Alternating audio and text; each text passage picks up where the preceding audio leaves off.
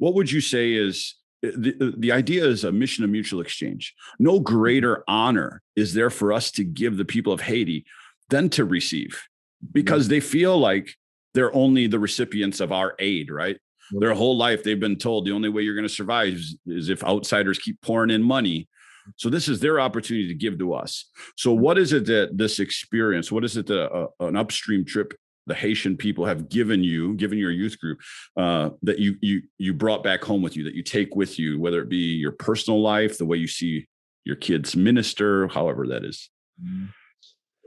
Yeah, I think one of the biggest things is just like that spiritual awakening.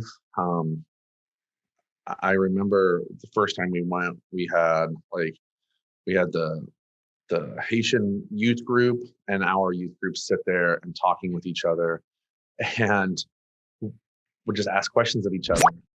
And one of those Haitian boys stood up and looked right at our kids, and he says, "How are you serving your local church?"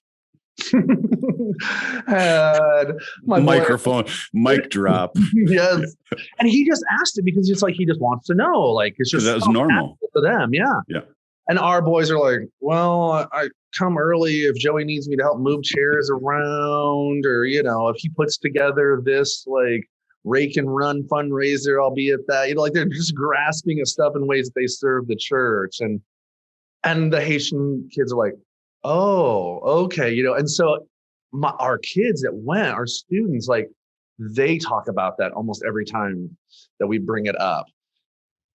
And like, so for them to start to realize like, hey, like, this is not just like something that I need to depend on the youth pastor to help me do, or my pastor. It's not just when he stands up on Sunday morning, "Hey, we need somebody to come alongside and do this service project." It's like, no, I need to be looking for opportunities to serve my church. And if there's a need, I need to fill it. And so just the catalyst that it became for my own son, for his awakening to the culture around us, for my wife's awakening to the culture around us, being able to take what we're learning there and say, what can work here, and where can we supplant this in our local community and start to build that here? So you want to talk about $1 million gift to any pastor in America today is to have an awakening that, hey, I'm actually supposed to come to church to serve.